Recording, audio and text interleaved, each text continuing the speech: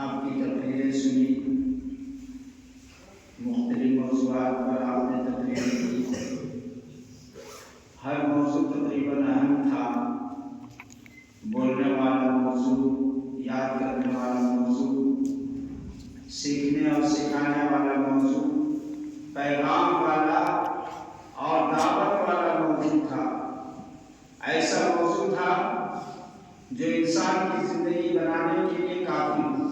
ایسا موضوع جس موضوع کو سن کر اپنا کر عمل کر کے انسان دنیا ہی میں کیا آخرت کی تیاری بھی کر سکتا ہے۔ ایسا موضوع قرآن کی عظمت، قرآن کی فضیلت، اتحاد و اتفاق، غیبت کی خرابی،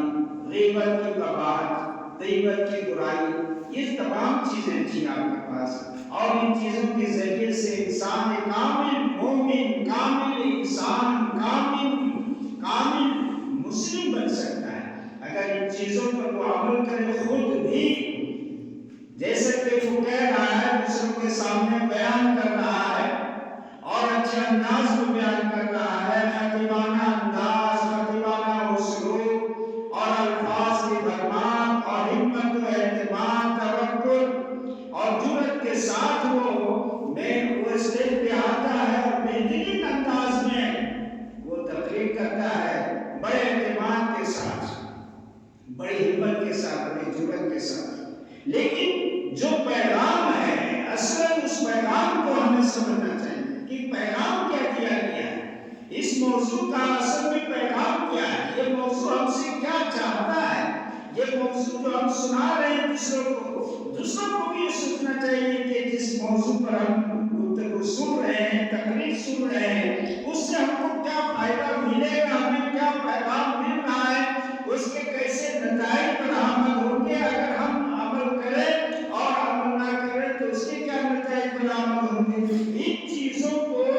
ذہنوں میں رکھ کر آدمی کو تقریر کرنا چاہیے، اور ان چیزوں کو ذہنوں میں رکھ کر آدمی کو مجلس میں بیٹھنا چاہیے اور باتوں کو سننا چاہیے۔ لیکن عزیز طلبہ، یہ ہمارے اندر بڑی خرابی ہے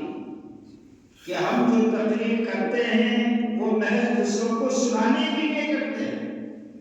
اور آپ دیکھتے ہیں کتنے مدارس ہیں، اور آپ دیکھتے ہیں کتنے مقررین ہیں،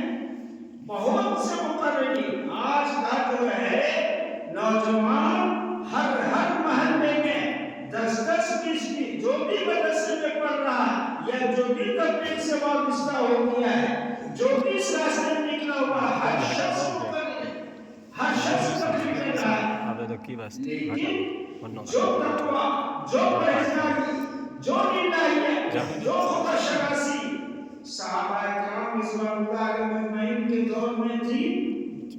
اور تابعین کے دور میں تھی، تبع تابعین کے دور میں تھی، اور پھر ان کے بعد کا جو زمانہ، ہمارے اسلاف کا جو زمانہ رہا اور ہمارے آباء و اجداد کا جو زمانہ رہا، جنہوں نے اسلام کو اپنے دانتوں تلے دبایا،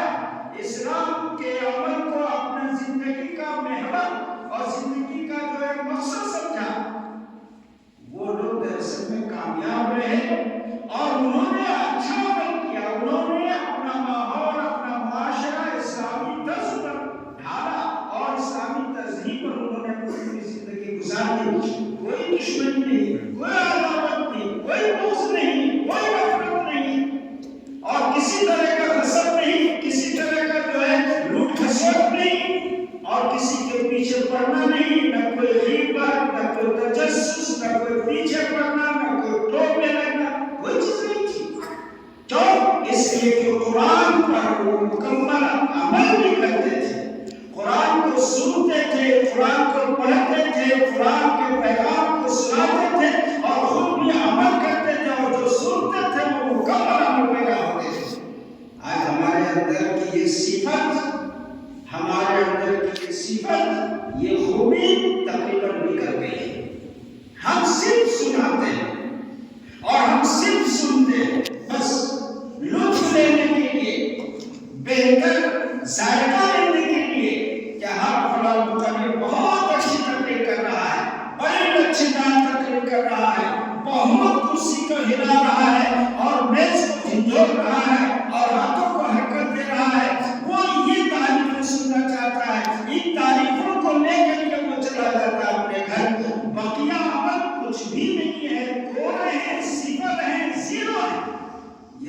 ہماری سب سے بڑی کوتاہی ہے، سب سے بڑی خرابی ہے۔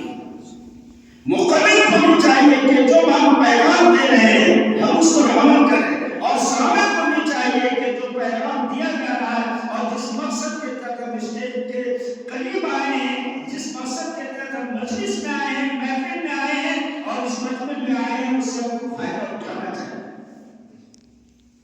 اگر ہم اس پر عمل کر لیں تو یقیناً ہماری زندگی بن جائے گی، ہماری زندگی سمجھ جائے گی۔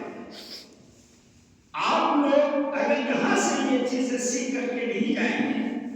اگر آپ لوگ یہاں سے یہ پیغام لے کر کے نہیں جائیں گے تو یہ پیغام پھر آپ کبھی بھی حاصل نہیں کر سکتے ہیں۔ صرف دیکھنا اور دکھانا اور دوسروں کا سننا اور سنانا، بس یہی تک رہ جائے گا، آگے کچھ نہیں ہوگا۔ اور یہی ہو رہا ہے، ہم اپنی آنکھوں سے دیکھ رہے ہیں، یہی ہو رہا ہے۔ آپ جو مساجد دیکھ لیجیے کثرت سے ہیں، مدارس دیکھ لیجیے کثرت سے ہیں، طلباء کی تعداد دیکھ لیجیے کثرت سے ہیں، لیکن آخر کیا بات ہے کہ ہم ہر طرح سے پیچھے جا رہے ہیں، ہم ہر طرح سے ذلیل کے جا رہے ہیں، ہم ہر طرح سے خراب ہو رہے ہیں۔ کیا مٹھی میں صحابہ اکرام کے حالات آپ بھول گئے؟ صرف پڑھنے تک محدود رکھا آپ نے، کتابوں کا مطالعہ تک محدود رکھا، اور اس کے اثرات جو ہونے چاہیے، اس کے بہترین نتائج جو برآمد ہونے چاہیے، وہ سب مفقود ہو گئے، سب ہوا ہو گئے، کچھ بھی نہیں ہے اس کے اندر۔ تو مطالعہ ہم کر رہے ہیں تو اس سے فائدہ کیا حاصل کر رہے ہیں؟ آپ بھی بیان کرتے ہیں، آپ بھی زوردار بچے دار ہاتھ ہلا کر اور انداز بدل کر کہ مٹھی پر صحابہ کرام نے اسلام کا پرچم عرب و عجم میں لہرایا، دنیا کے کونے کونے چپے چپے میں لہرایا۔ آخر وہ مٹھی پر اصحاب صحابہ رسول کے اندر کیا بات تھی؟ کیا وہ بہت طاقتور تھے؟ کیا ان کی تلوار میں بہت زیادہ تیزی تھی؟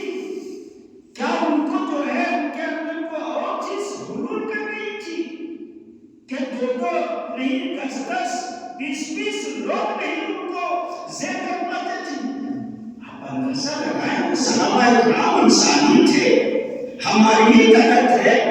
لیکن ہم تو پیچھے چلے جا رہے ہیں،